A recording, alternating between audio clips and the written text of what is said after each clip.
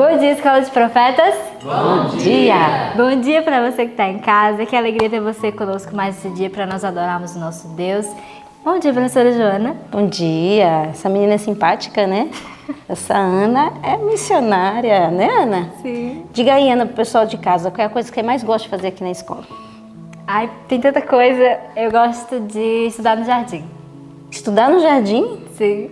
Diferente, legal. Eu também acho que é interessante estudar no jardim.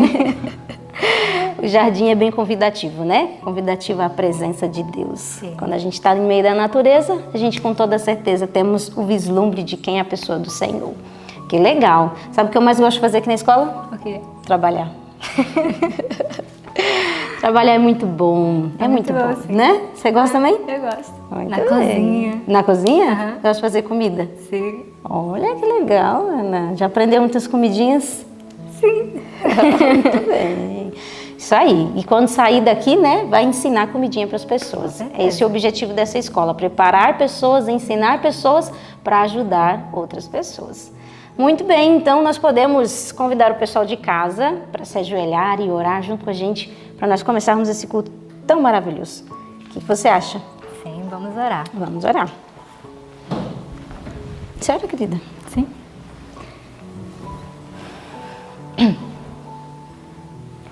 Senhor nosso Deus, louvado seja o Teu nome, ó Pai, por mais esse dia que o Senhor nos concedeu.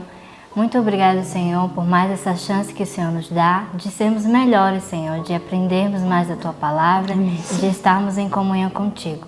Por favor, ó Pai, abençoa, Senhor, e neste momento todos nós aqui, abençoa também todos que estão em casa nos assistindo, que essas bênçãos, Senhor, que nós iremos receber, Senhor, ao estudar a Tua palavra, possam ser derramadas na vida deles também, Senhor. Em nome de Jesus nós te pedimos que aceite nossos louvores e nossa adoração. Amém. Amém. Muito bem. E desbravador, né? Sempre tem um cântico no coração, não é isso? Sim. Nós somos desbravadoras, sim ou não? Sim. Sim, então temos um cântico no coração. Você quer louvar ao Senhor junto conosco? Vamos louvar a Deus com que hino? O hino 152, A Voz de Jesus. Que maravilhoso, que você possa ouvir a voz de Jesus. Vamos louvar?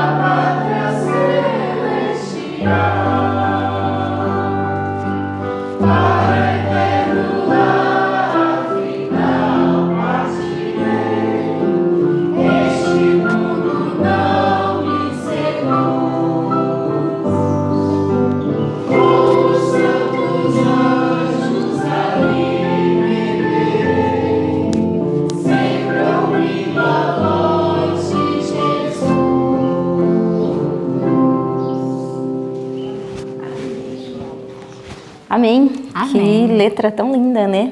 Que mensagem tão poderosa. Que você possa ter ouvido Jesus falar ao seu coração que Ele tem pleno perdão para te dar. Amém. Amém?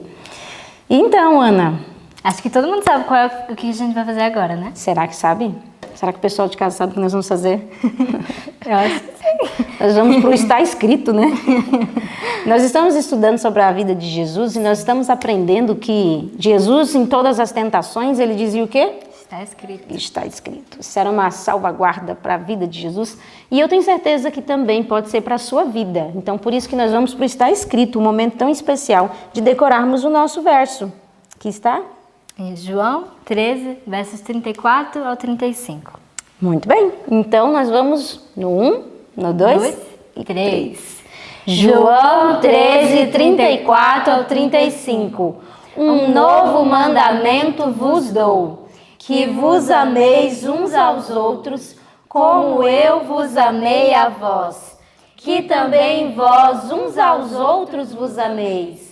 Nisto todos conhecerão que sois meus discípulos, se vos amardes uns aos outros. João 13, 34 ao 35.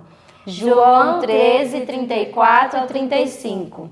Um novo mandamento vos dou, que vos ameis uns aos outros, como eu vos amei a vós, que também vós uns aos outros vos ameis. Nisto todos conhecerão que sois meus discípulos, se vos amardes uns aos outros. João 13, 34 ao 35. João 13, 34 ao 35. Um novo mandamento vos dou, que vos ameis uns aos outros, como eu vos amei a vós, que também vós uns aos outros vos ameis. Nisto todos conhecerão que sois meus discípulos, se vos amardes uns aos outros. João 13, 34 ao 35. Amém. Amém. A história de João é muito linda, né? João, filho do trovão, se torna discípulo do amor. Que esse verso faça essa transformação na sua vida. Todos nós, né, somos uns trovõezinhos, né? E aí Deus precisa ir moldando, ajustando e nos tornando discípulos do amor. Amém. Que Deus possa trabalhar na sua vida e que seja uma bênção esse estudo de hoje. Amém. Bom dia. Bom dia. E vamos nós recapitularmos mais um estudo. Cada manhã nós temos uma grande bênção por lermos e depois comentarmos juntos. E hoje nós seremos abençoados também. Creio que você aí de casa receberá muitas bênçãos do céu ao colocar o coração de acordo com a palavra de Deus. Hoje nós estudamos o livro de Jeremias, capítulo 35, o livro de Lucas, capítulo 8, do verso 1 ao 39, e o capítulo 35 do livro Desejado de Todas as Nações, com o título Cala-te e Aquieta-te. Lá em Jeremias, nós vimos uma história um tanto conhecida, que foi a respeito da fidelidade dos recabitas. Então, essa família que havia em Israel, que tiveram como homem ilustre por pai Jonadab e haviam recebido algumas instruções deles. Eles moravam no campo, não moravam na cidade, mas quando Nabucodonosor tomou então aquela região, veio sobre ela, eles foram obrigados a se refugiarem na cidade e passaram a morar em Jerusalém, mas ainda mantinham alguns costumes. E ali, no capítulo 35, nós vemos onde Deus faz um pedido para que Jeremias vá até um daqueles homens recabitas e possa então fazer uma proposta a eles para ver a reação daquele homem e para que ele pudesse então se dirigir ao povo de Judá em referência ao que aquele recabita disse. Olha só o que nós vamos encontrar então lá no capítulo 35, no verso 4 e o verso 5. E os levei à casa do Senhor, à câmara dos filhos de Anã, filho de Gigdalias, homem de Deus, que está junto à câmara dos príncipes, e sobre Maazéias, filho de Salum, guarda do vestíbulo, e pus diante dos filhos da casa dos recabitas taças cheias de vinho e copos, e disse-lhes: bebei vinho. Mas eles disseram: não beberemos vinho, porque Jonadab, filho de Recabe, nosso pai, nos ordenou: nunca jamais bebereis vinho, nem vossos filhos. Então, quando Jeremias vai a mando do Senhor e coloca esse teste diante dos recabitas ali, oferece vinho para eles e eles prontamente dizem: não, nós não vamos beber, porque a gente tem esse costume, porque nosso pai nos disse que não era para nós bebermos e até hoje nós temos permanecido fiéis a essa orientação. Daí, Deus tira uma aplicação então para a vida, para o povo de Judá, para que eles pudessem pensar na maneira em que eles o tratavam, como sendo Deus deles. Olha só o que vai dizer o verso 14. Verso 14. As palavras de Jonadab, filho de Recabe, que ordenou a seus filhos não bebessem vinho, foram guardadas, pois até o dia de hoje não beberam, antes obedeceram às ordens de seu pai. A mim, porém, começando de madrugada, vos tenho falado e não me obedecestes. Começando de madrugada vos tenho enviado todos os meus servos, dizendo: convertei-vos agora cada um do seu mau caminho. Mas esse povo não ouvia. Então Deus falou: olha, assim como os recabitas estavam dispostos a obedecer seu pai, que era um homem, e vocês que têm a mim por pai, Deus por pai, eu envio meus servos a vocês e vocês não atendem, vocês não ouvem, vocês são inclinados a fazer a própria vontade. E com isso Deus faz um apelo ao coração deles, para que eles então se tornassem fiéis como os recabitas. E essa história é muito interessante, porque nos mostra que, assim como em alguns momentos nós somos obedientes a pessoas, ou somos fiéis em algumas coisas na nossa vida, mesmo de modo temporal, nós também precisamos ser fiéis aos encargos do Senhor. Às vezes isso não se aplica a uma pessoa especificamente, mas até a uma situação. Às vezes, em alguns momentos da vida, nós nos portamos com muita fidelidade e com muito empenho em negócios da terra, em emprego, em trabalho, em aplicações, em investimentos, e nós buscamos dar o melhor, se empenhamos, fazemos com que dê certo, e às vezes a obra do Senhor a gente faz de maneira relaxada. Isso também já se aplica a essa condição. Nós temos que olhar para as coisas celestiais e fazer com o mesmo empenho, assim como os recabitas tinham esse empenho. E eles foram receber uma promessa. E essa promessa eu tenho muito desejo que se cumpra em minha vida e eu acho que vocês também. Verso 19. Por isso assim diz o Senhor dos Exércitos, o Deus de Israel: nunca faltará homem a Jonadab, filho de Recabe, que esteja na minha presença. E Deus fala: olha, nunca vai faltar nenhum recabita que esteja na minha presença. Sempre vai haver recabitas diante de mim. E nós que queremos estar diante do Senhor também temos que lhe ser obedientes, não só aos homens ou não só nos negócios da vida, mas às coisas do Senhor.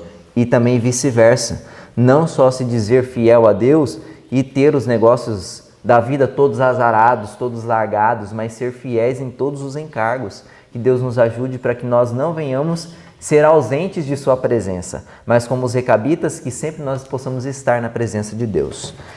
E agora, lá no capítulo 8 do livro de Lucas, juntamente com o livro Desejado, porque trouxeram a mesma história, nós vamos ver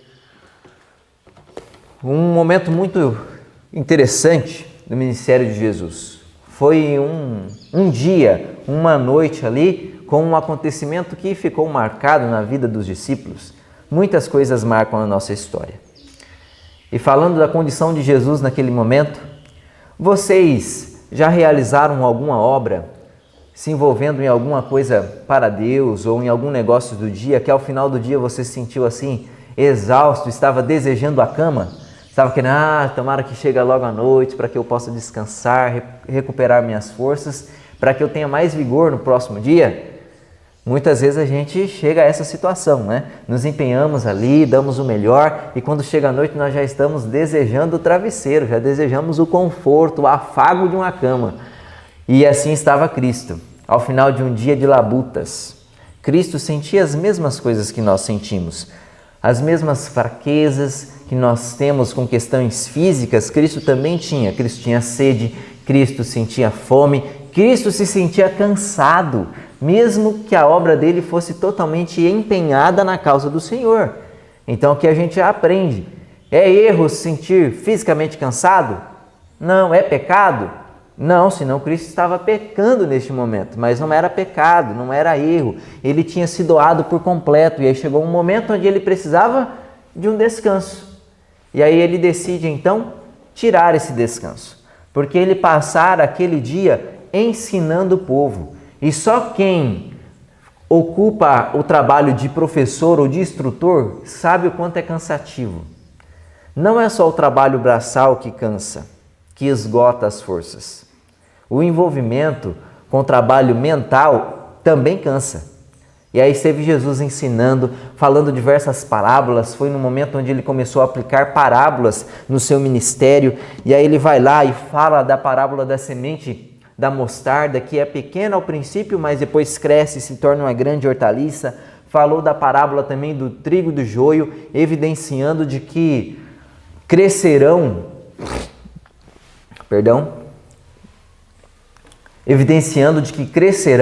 entre o povo de Deus duas pessoas, dois grupos de pessoas distintas, uns fiéis a Deus e outros infiéis, mas que não cabe a nós julgarmos quem é o fiel e quem é o infiel, e muito menos tirarmos essas pessoas.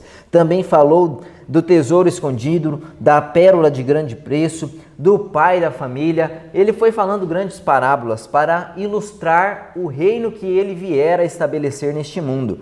E aí depois então de ter ensinado tanto o povo, ele vai buscar refúgio. E aí ele pede então para que os discípulos entrem no barquinho, ele também entra e eles então decidem atravessar o lago e ir até a outra margem para encontrar um lugar mais calmo, mais tranquilo para que eles pudessem descansar. Então eles sobem no barquinho e começam a navegar. Mas a multidão que estava na praia não se conteve ao olhar Jesus se afastando deles lentamente, indo sentido a outra margem do lago. Alguns barcos que estavam ali na praia logo foram ocupados por aquela multidão e eles também seguiram atrás de Jesus, porque eles não queriam perder nenhuma oportunidade de estar com Cristo. Porque sempre acontece assim, sempre que a gente tem um encontro especial com Jesus, a gente quer permanecer o máximo de tempo possível ao lado dele, porque é muito precioso, é prazeroso estar junto com Jesus. Se você não sente esse prazer, talvez há necessidade de você ter um encontro especial com Cristo, para que a partir daí você passe a desejar a presença dele de maneira mais constante, de maneira mais firme. E então eles seguiram, navegando no barquinho. Estava tudo tão calmo, tão bonito. Imagine aquele lago totalmente parado, então o barquinho assim bem tranquilo, com um leve balançar. E para quem estava cansado, estar ali navegando em uma água tranquila, com o barco levemente dando uma balançada, isso foi o quê? Um convite ao descanso. Jesus nessa circunstância deitou ali na polpa do barco e logo adormeceu. Ele estava cansado depois de um dia de trabalho e a circunstância agora era favorável. O dia estava calmo e ele dormiu. E lá seguiram os discípulos calmamente ali naquele dia muito belo. Mas de repente, assim como acontece em nossa vida, quando tudo está dando certo, mas de uma hora para outra parece que a gente leva uma rasteira e parece que a circunstância mudou a circunstância que eles estavam passando. De calma, surgiu uma grande tempestade, o céu enegreceu e o barco agora de pequenos movimentos começou a balançar muito mais, a ponto de quase virar. E agora, daquela calma em que eles estavam, os discípulos começaram a se esforçar ao máximo para não deixar o barco virar. E os discípulos, a maior parte, um grupo deles, qual era a profissão que eles ocupavam? Qual? Pescadores. Um pescador tem experiência em navegação com barco? Sim, era comum. Então estavam ali aqueles discípulos que não era incomum para eles navegar. Era incomum com eles passar momentos de chuva e tempestade? Não, eles já tinham passado, porque eles eram pescadores, fizeram isso boa parte da vida. Mas a experiência que eles adquiriram durante a vida não fora capaz de salvar, livrar eles naquele momento. Eles se viram diante de uma tempestade que eles nunca tinham enfrentado. E mesmo tendo experiência, eles perceberam de que a experiência deles não era suficiente.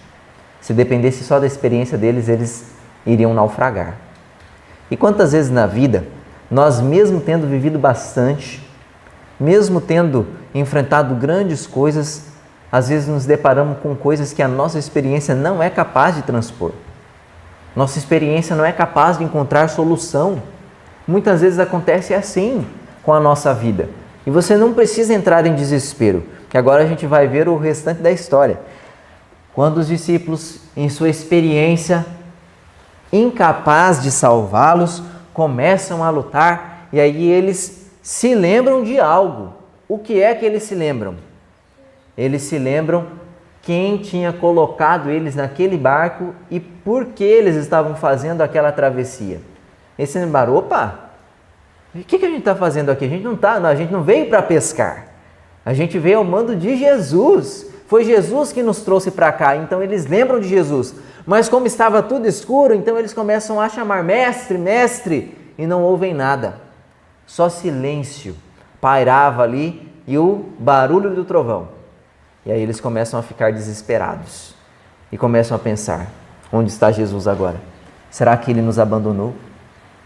Será que ele caiu aí pelo meio do mar e a gente não viu, não ouvimos mais nada dele? Será que Jesus deixou o barco? Jesus nunca deixa o barco. Jesus nunca nos abandona à meriva em meio à tempestade. Jesus sempre está junto, por mais que em alguns momentos silentes. Às vezes para nos deixar aprender, ou às vezes porque nós não lhe pedimos auxílio. E na maioria dos casos, é porque a gente não pede auxílio. Às vezes a gente confia em nossa experiência. Às vezes a gente acha que pode passar pelas turbulências da vida apenas com o nosso esforço humano, mas não é assim. Em todos os casos, recorrer a Jesus é sempre a melhor opção. E ali estavam os discípulos então, buscando não se afogar e ainda tentando entender para onde tinha ido Jesus, até que em um dado momento há um forte clarão ao redor deles, dá um trovão, aquele clarão, e aí eles conseguem ver as coisas ao redor e principalmente eles conseguem ver tudo o que estava no barco. E eles encontram então o mestre que eles estavam buscando. Jesus não tinha deixado o barco, Jesus estava ali ainda, mas Jesus estava dormindo, Jesus estava descansando. A tempestade não fora capaz de acordar o mestre. Jesus descansava, não só porque estava cansado, mas porque a tempestade não lhe oferecia perigo nenhum. Aquela tempestade não trazia perturbação nenhuma ao coração de Cristo. E quando eles olham então para Jesus, aí eles exclamam, gritam com mais força e fala, verso 24 do capítulo 8 de Lucas. Chegando-se a ele, despertaram-no dizendo, Mestre, Mestre, estamos perecendo. Despertando-se Jesus, repreendeu o vento e a fúria da água. Tudo cessou e veio a bonança. Quando eles olharam para Jesus, correram a ele, despertaram e falaram, Jesus, nós vamos morrer aqui. Nós estamos perecendo. E aí Jesus então acorda. E ao pedirem socorro a Jesus, Jesus atende. Porque Jesus nunca ouviu nenhum pedido de socorro em vão. Ninguém que tenha se refugiado em Cristo se refugiou de maneira inútil. Todos que o buscaram encontraram aquilo que precisavam. Por isso que Jesus nos incita a orar. Pedi e dar-se-vos-á. Buscai e encontrareis. Batei e abrir-se-vos-á. Porque aquele que pede, recebe. E o que busca, encontra. Assim é com Cristo. Pediu, recebe. Buscou auxílio, vai receber o auxílio. Buscou conforto, vai ser confortado. Buscou esperança, vai receber esperança. Assim é com Cristo. Deus é capaz, Jesus é capaz de suprir as nossas necessidades. E ali Jesus então repreende a tempestade e fala, cala-te. E o trovão para, a tempestade cessa, somem as densas nuvens e o mar volta a ser, o lago volta a ser aquela tranquilidade como antes. E lá se encontravam então todos na presença de Cristo, meio extasiados por aquilo que eles acabaram de ver, porque na presença de Jesus tudo muda. Olha só o que diz o parágrafo. Cessa-se a tormenta, as ondas entraram em repouso, as nuvens dispersaram-se e fulgem as estrelas. O barco descansava sobre o mar sereno. Tudo muda na presença de Cristo. Toda tempestade que nós enfrentamos na vida pode se tornar em uma tremenda calmaria na presença de Jesus. E assim o foi.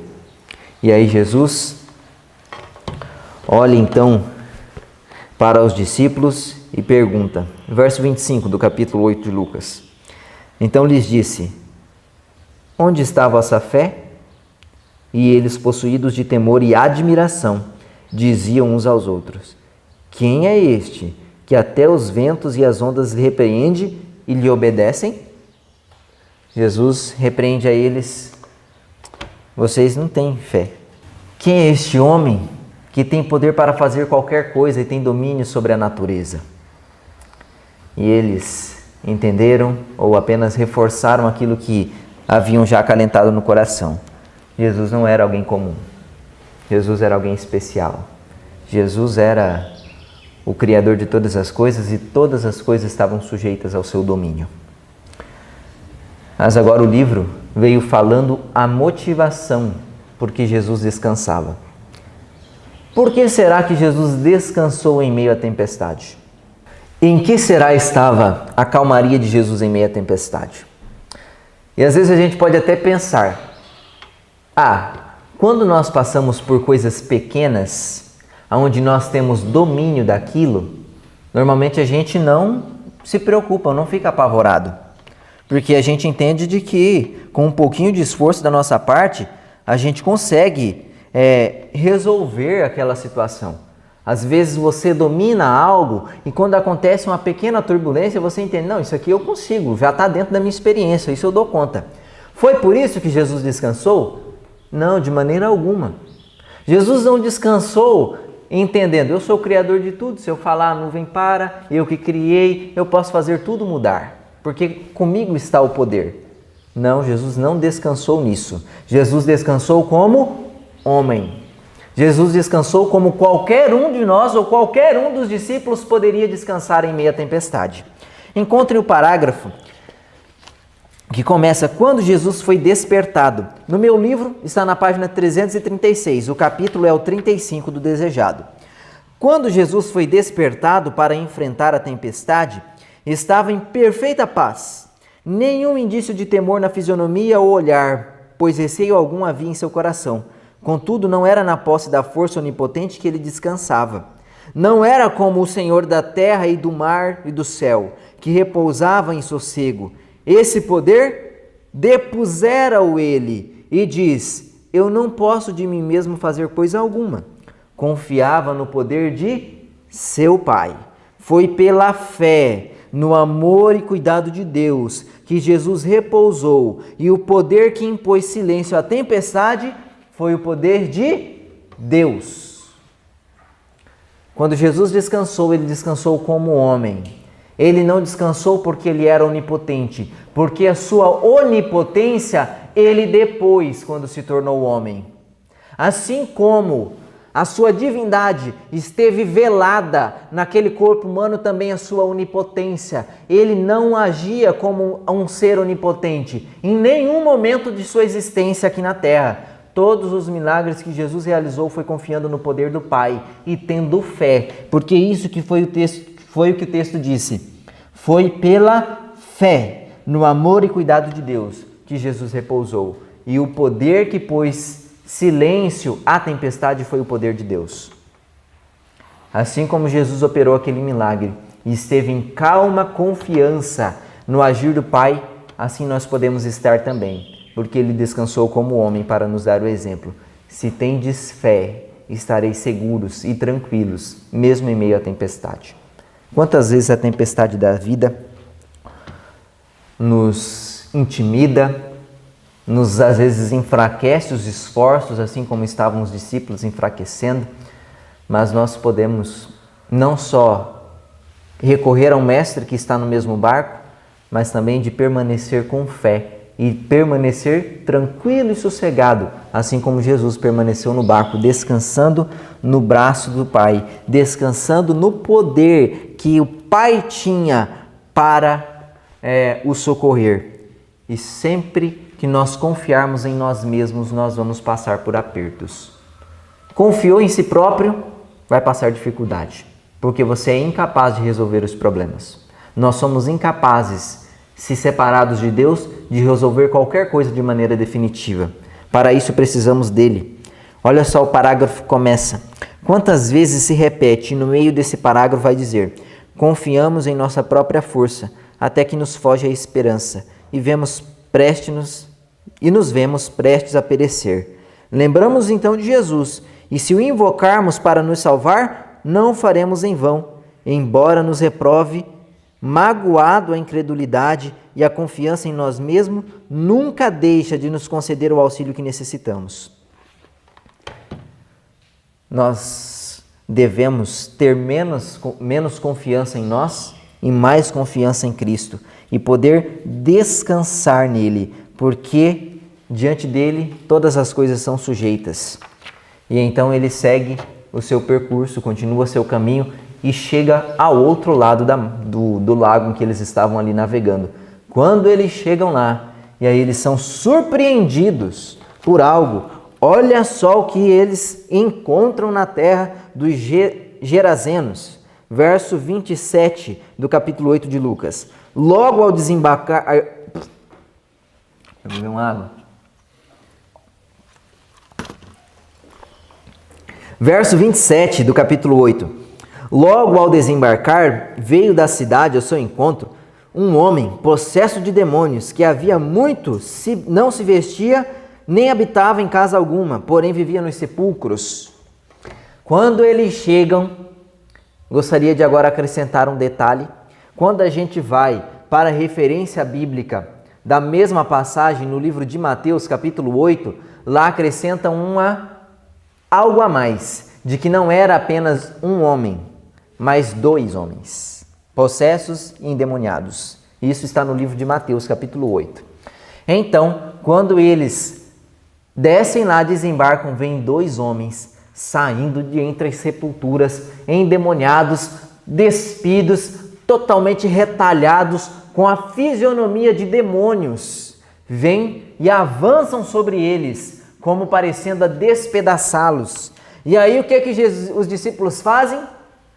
Qual é a reação dos discípulos depois de terem visto aquele milagre, ver Jesus acalmando a tempestade? Jesus é capaz de trazer calma a qualquer coisa, até a natureza. Será que Jesus não era capaz de trazer calma a 2 homens? E aí os discípulos descansam em plena confiança? Não, os discípulos, como diz aquele ditado, pica a mula. Já ouviu esse ditado? Já ouviram? Alguns ouviram e tal, pode ser que talvez você entenda. Mas o sentido é, foge. Então, os discípulos fogem. E Jesus fica onde? No mesmo lugar, parado e tranquilo. E quando os discípulos caem em si de que eles estão correndo, aí eles olham um para o outro e se perguntam, cadê Jesus? Quando eles olham para trás, lá está Jesus, aonde eles o deixaram. Quantas vezes em meio às dificuldades da vida a gente sai correndo e Jesus fica lá no mesmo lugar, em frente à dificuldade, pronto para resolvê-la. Mas às vezes a gente não fica no lugar para ver Jesus resolvendo. Às vezes a gente corre, porque confiança em si próprio, desconfiança... A gente estava comentando, inclusive é bom que eu fale aqui. Com a pica. E aí, então, quando os discípulos veem aquela cena, o que os discípulos fazem? Esperam em calma, confiança em Cristo? Não, abandonam Jesus. E eles, discípulos, então, fogem e deixam Jesus para trás. E Jesus fica ali, parado, aonde os discípulos o deixaram. Quantas vezes a gente se porta dessa mesma maneira em meio às dificuldades? Em vez de esperar a resolução do problema, buscando a Cristo, a gente, foge do problema. Mas Jesus permanece ali no mesmo lugar, disposto a resolver aquele problema. Fugir nunca é a solução. E para você que está ouvindo em casa, amigo, fugir não é a solução. Se você passa por dificuldades, a melhor maneira de resolver é busque a Cristo, porque Jesus tem força e capacidade suficiente e desejo o suficiente para te auxiliar. Então os discípulos olham para si, veem que Jesus ficou para trás, onde eles deixaram, e retornam. E vão então até Jesus. E quando eles chegam lá, já não encontram a mesma situação. A situação era outra. Aqueles homens que estavam afoitos, querendo destruir, estavam agora ali aguardando ao mando de Jesus. Mas os demônios tinham tomado tanta posse daquelas vidas. Quando Jesus faz uma pergunta, perguntando qual era o nome deles, eles falam, não, nosso nome é Legião, porque nós somos muitos. E aqueles homens, então, no sincero desejo de serem libertos, quando sentem aquele desejo no coração e querem expressar um pedido de ajuda, quando eles abrem a boca, não é eles que falam, mas é os próprios demônios que falam. Mas Jesus compreende o que vai no interior do coração deles e entende que eles estavam clamando por libertação. E Jesus, então, concede a libertação. E os demônios pedem, deixa-nos ir para aquela manada de porcos. Jesus concede e eles vão para a manada de porcos e aqueles dois homens se acham totalmente libertos. Aqueles dois homens agora se encontram como pessoas diferentes do que até então tinham sido até ali, porque Jesus tem capacidade e poder de mudar as circunstâncias. Jesus consegue acalmar todas as coisas, assim como Jesus teve capacidade de acalmar a tempestade, assim ele tem capacidade também de trazer calma e paz a todo coração que passe por dificuldade. Todo coração que passe por angústia, Jesus também tem capacidade de acalmar. Se em meio às dificuldades da vida o seu coração se acha revolto, Jesus tem capacidade de apaziguar essas situações. E nós não podemos desconfiar. Depois disso nós vemos o prosseguir da história, todos ficam impressionados, mas visando lucros, a cidade decide expulsar Jesus dali, porque entendem de que a permanência de Jesus poderia indicar perca de propriedades, perca de dinheiro, perca de recursos, e eles não estavam dispostos a isso. E muitas vezes nós nos encontramos a isso também. Nos apegamos tanto às coisas materiais que entendemos, se eu for extremamente fiel a Deus, algumas coisas eu vou perder. Saiba que esse é o caminho mais lucrativo. Saiba que esse é a melhor decisão que você pode tomar. Perder coisas materiais por ser fiel a Deus. E essa bênção perderam aqueles homens daquela aldeia, porque expulsaram Jesus dali. E Jesus teve que se afastar. E ao Jesus se retirar, aqueles dois homens vieram até ele e pediram, Senhor, deixa-nos ir junto. Mas Jesus já os convocou para a missão e disse, não, vocês vão ficar aqui e vocês serão minhas testemunhas aqui. E aqueles homens tinham muita coisa a ensinar àquelas pessoas? Eles tinham acompanhado, recebido instrução de Cristo, recebido estudo bíblico? Tinha? Não. Mas o que eles tinham para falar? A cura, eles tinham que mostrar no testemunho deles. Eles não tinham tanto conhecimento, mas tinham uma vida transformada e testemunho de vida para contar. E isso seria o suficiente para a conversão das pessoas. Quando eu li isso, eu fiquei pensando, Senhor, quantas vezes o nosso quadro é diferente? Temos tanta coisa para ensinar, mas temos tão pouco testemunho para contar? A gente até sabe muito, mas a gente só sabe, as coisas não acontecem em nossa vida, a gente não consegue testemunhar, a gente só consegue falar, ensinar, porque conhecimento a gente tem, mas muitas vezes nos falta um testemunho, porque nos falta provar daquilo que Jesus disse, nos falta provar do conhecimento que temos. E esse é um apelo de Deus para nós. Nós temos que provar das coisas que sabemos, nós temos que provar do Jesus que nós pregamos. E tiro isso para mim mesmo. Não basta eu vir aqui passar esse estudo que foi tão lindo e falou ao meu coração e eu falar para vocês e não viver ele. E em meio às minhas dificuldades não descansar em Cristo. Eu não vou ter testemunho para contar. Eu só vou viver aquilo quando eu estiver disposto a realmente passar por aquela situação e confiar que Cristo vai mudar. Que Deus possa nos ajudar. Que Deus possa fortalecer então a nossa confiança nele. Que nós possamos descansar completamente no Senhor, entendendo de que, se nós esperarmos por Ele, teremos testemunhos a contar. E aí seremos uma grande bênção na vida das pessoas. Se com testemunho Mas com pouco ensino aqueles homens prepararam uma cidade toda para receber a Jesus? O que será de nós, se com o conhecimento, junto com o testemunho, sairmos a pregar o Evangelho? Seremos uma grande bênção no mundo. Que Deus possa então nos fazer testemunhos de sua graça e de sua palavra ao mundo. Vamos orar neste momento, pedindo que Deus nos faça isso. Convido você a se ajoelhar então neste momento para nós orarmos.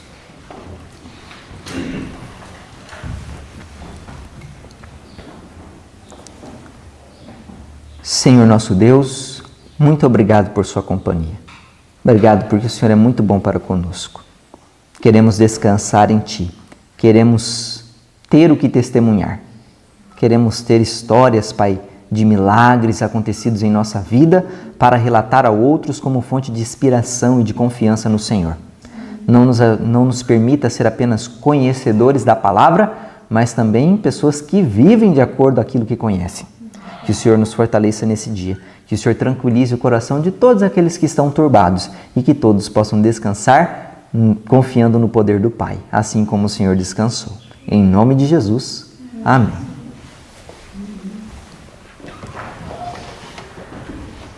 Que Deus lhe abençoe nesse dia, que esse dia seja repleto de bonança em meio às tempestades. Até amanhã.